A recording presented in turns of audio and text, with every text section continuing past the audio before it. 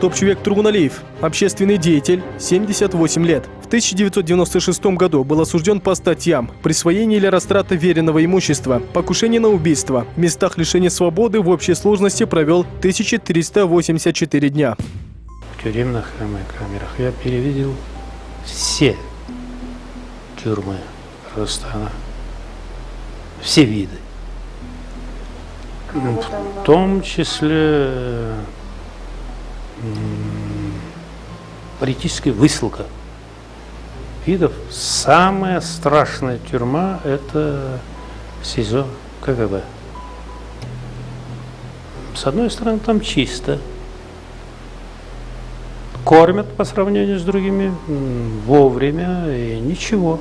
Ну, это не Вишварвак, конечно, но баланда. Но там страшная тишина, которая гложет человека, которая подавляет человека.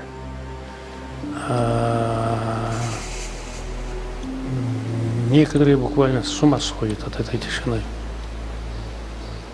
Напротив, вот это СИЗО номер 1, это самая страшная грязная тюрьма. Самая грязная. Запах там просто неимоверный. Тогда, когда я был в тюремных камерах, я видел сочувственные отношения многих, по крайней мере, людей, черных, к тому, кто заболел. К тому человеку черному, который ослабел. К тому человеку, у которого что-то нет. Скажем, я много раз требовал от моей супруги, чтобы она привозила рубашки, одежду. А она потом меня спрашивает, а почему я много раз привожу? Куда ты сам одеваешь или нет? А я говорю, я дарю тем черным, от которых родители отказались, от которых жена и даже дети ушли, отказались. И у них буквально одежда на глазах рвется.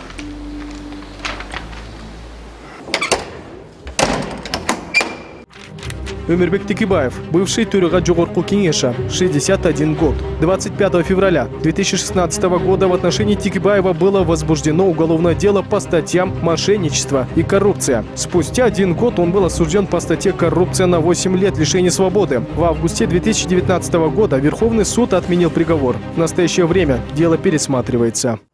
Я сделал много открытий. Один из них – человек, оказывается, привыкает к любым обстоятельствам. Он придумывает для себя занятия. Дни проходят однообразно. Во сколько я был все эти годы в одиночной камере, он становится еще однообразным. Если бы не было бы телевидения, я бы, наверное, мне было бы как бы сложно. Книги, физические упражнения, бытовые работы, хозяйственно-бытовые работы, они тоже помогают именно убить время. Я думаю, что самое, как бы, это преступное, да, убить время. Зря потраченные годы, зря потраченная жизнь. Мой распорядок дня приспособился к программам телевидения. Ну, когда я уже был в зоне, у меня было телевизор. Допоздна я смотрел разные там передачи, в том числе информационные, политические. И засыпал где-то в 3-4 утра. Где-то 9 я просыпался, сделал небольшое физическое упражнение, занимался уборкой комнаты. Обед, завтрак и обед у меня совмещен. Завтрак и обед, прогулка часовая. Уборку делал, кстати, вот, в зависимости от необходимости, может быть, несколько раз в день. Ну, чтобы, как я сказал, во-первых, сделать побольше там телодвижений, во-вторых, убить время. А кто для вас готовил завтрак, обед, ужин? Ко мне передавали и продукты питания, и вещи еженедельно. Иногда, да, для того, чтобы провести время или как-то вот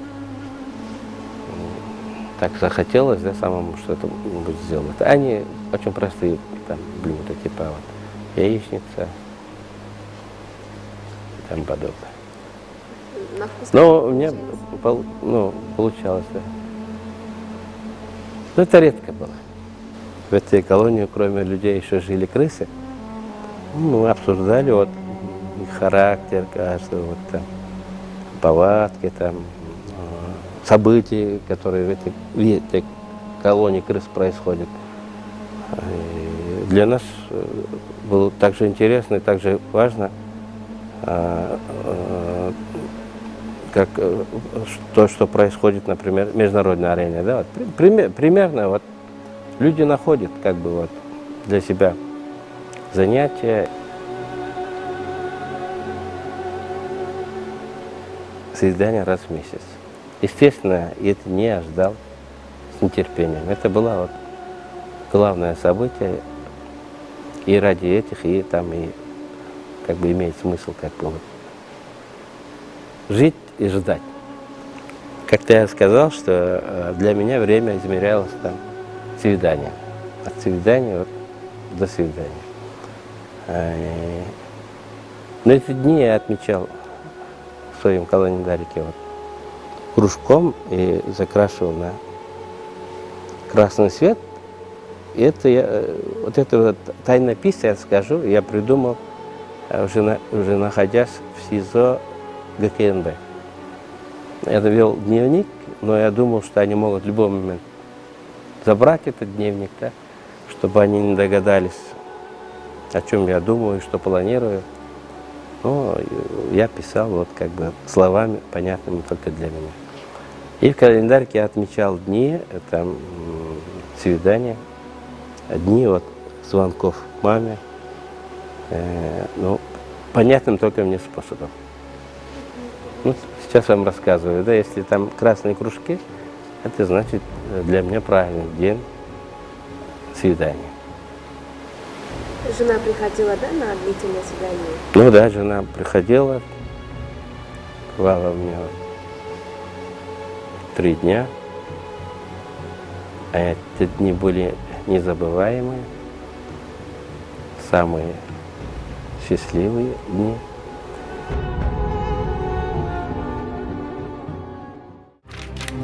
Сапарбек Аргымбаев, правозащитник, 70 лет. В 2009 году обвинен по статье «Разжигание межнациональной розни». Более 1 года находился в СИЗО-1. Нас содержали почти 100 дней в стенах СИЗО ГКНБ.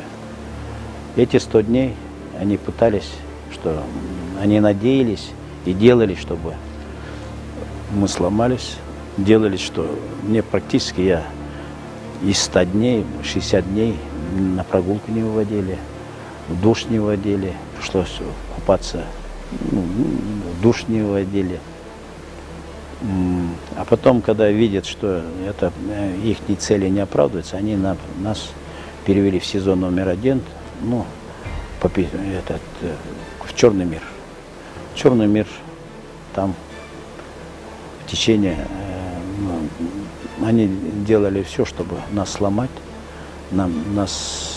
Мне лично $50 000 они требовали, чтобы внести. За что, они сами не знали. Я был подвергнут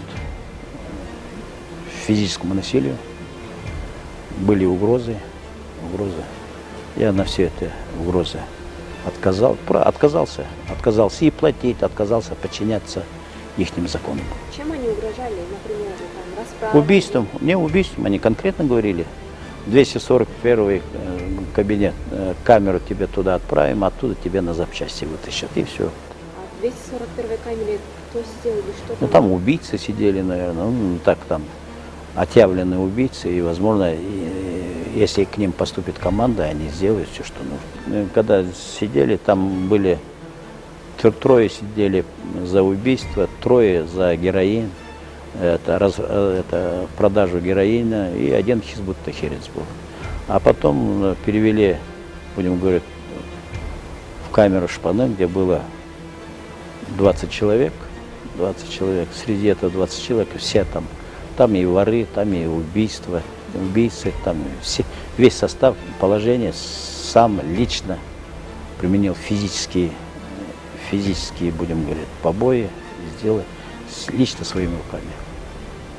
Почти в течение года он избивал? Нет, не в течение года. Это была разовая экзекуция. Они не имели, будем говорить, малолеток, они не имели права трогать физически, делать физическое насилие малолеткам и, будем говорить, людям старше 60 лет. Они и этот закон свой нарушили. И мне было там, как раз мне было 60 лет. И тем не менее они сделали все, что... И тот человек, который делал экзекуцию, он мне младшие сыны даже мог годиться. Но, как я слышал, он перед Богом ответил, и он в мире ином сейчас. В один день, ночью, когда я находился среди трех убийц, среди трех распространителей героина и среди хизбут-тахирцев, ночью в 2 часа принесли громкоусилитель с 2 динамиками и положенец по национальности узбек. Он сказал, мои родственники организовали свадьбу, я хочу эту свадьбу смотреть, и включил эту музыку. И узбекская музыка до 5:30 утра на полную громкость была включена. Я думаю, что вся тюрьма, СИЗО слышала эту музыку.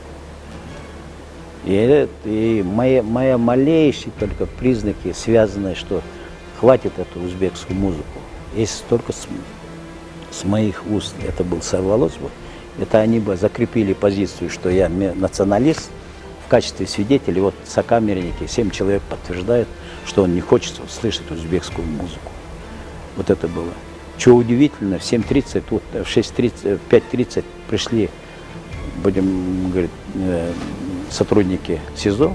Давай, хватит музыку уже, все послушали. Забрали. И вот тогда я понял, что вот это специально организованная провокация.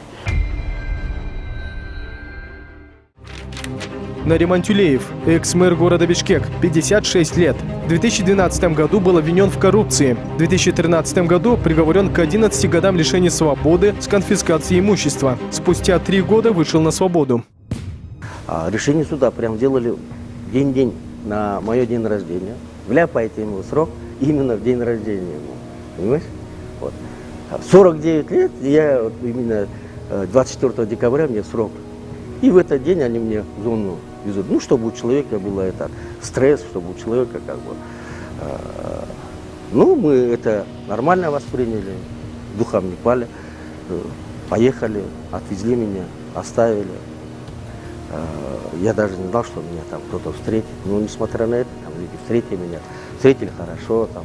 Я там и юбилей свой отметил. Ну, конечно, с одной стороны, тяжеловато, что именно в юбилей ты оказался не столь отдаленном месте, Но несмотря на это, раз в жизни так сложилось, приходится с этой позиции выпутываться. И, народ не забыл, друзья не забыли, есть товарищи, которые не забыли. Просто в этот день было просто жуть. Вся администрация работали только на Тулеева, потому что там была очередь просто, чтобы даже очень многие пенсионеры, мисалы, пришли благодарны, что там такой маленький пакетик, и там 2 банана и черный такой кусочек хлеба там от такой пенсионерки, от такой пенсионерки. Правда, они телефон не написали, чтобы я бы сам их нашел бы, да. Ну, многие написали, как бы. Вы их абсолютно не знали. Я вообще их абсолютно не знаю. Но, тем не менее, вот именно вот такие вещи я получал. Много было, ну, я все это раздал народу. Как и у всех нормальных людей, наверное, ну, попросили, чтобы торт, свечку поставили, да, сожгли, попели. Все разрешено там, кроме водки, виски, коньяка там, и наркотиков. Там все разрешено. Ну, вот так же хорошо отмечаешь. Ну, как? Именно вот такие даты, то есть ребята готовятся там, салаты готовят, там, торты готовят, еду готовят. Нормально, я думаю, вся зона нормально празднует. Потом выходят, кричат, орут там на площади. Там. Я их как-то 2 раза елку им поставил. Нормально. 4 года, которые просто потраченное время для себя, да. Но тем не менее, раз такое произошло, я не жалею. Для меня материально это так. Если жив, ваша голова будет, ты это найдешь. Единственное, о чем я жалею, я жалею о том, что вот за 4 года я потерял и отца, и маму.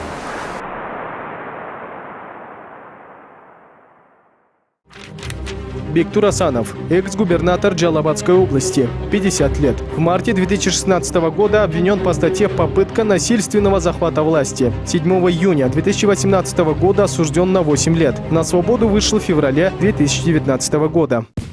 Sizde sutka boyu svet uçmaydı, jarık uçmaydı. Sebebi her bir 15 minutda gelip qarab turadi.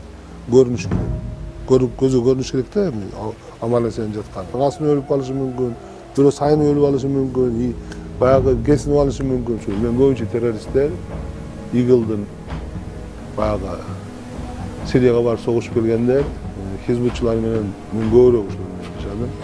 Sevalar menen yaşagan kızık turak. Алар идейный кишилер да. Коррупционер, киши өлтүргүч, наркотик ташыгандан көрө мен көбүнчө ушуларды тандап ушулар менен. Эртең менен саат 9-да проверка болот, кечинде 4:30-да проверка болот. Ар бир кишини качып кетпеди, барбы тез алып текшерет. Фамилияны окуп, армиядагы. Анан обед ужин, биз азыр ушу камерадагылар өзүбүз жасачубуз. Тазалаганда эми бул жерде тартип болот, баягы көбүнчө жаш балдар өздөрү моюнга алышат, уюштурулат ал жерде. Баягы анан ар бир киши кийимин өзү жуйсун, банябыз бар. Шарт аябай жаман эмес, барып жасалган. Автомат машина бар. Автомат кирин тамагын ар бир киши өзү. Бизге чатакташып мушташкан эле күн болгон жок, бирок кыжыкуучу сөзсүз болот. Ар кандай телефон, интернетке тыюу салынат, бирок негизинен баарынын колунда бар, аны эч ким жокко чыгара албайт. Текшерип турат, алып коет, көрүп калса ошо. Байланышуда. Сөзсүз жаңылыктарды окуат, бошорулат, байланышып. Ал жерде деле жашоо бар. Ал жерде да майрамдар өтөт, башка болот, жакшы кишилер бар, оюн, зоок, мисалы футбол, шахмат, теннис ошол сыяктуу оюндар болот. Алардын биринчиликтери уюштурулат. Бирок ал жер адамдын эркиндиги жок. Бул түрмө бизге аябай чоң сабак болду. Бул жагын эске алышыбыз керек. Бир кыйынчылык, үй бүлөнү кыйнады, тууган урту кыйнады, туурабы? Бирок бизге аябай эбегейси чоң сабак болду. Бул баягы биз саясатчы катары мен айтам да, бизге түрмө эле жетишпеди.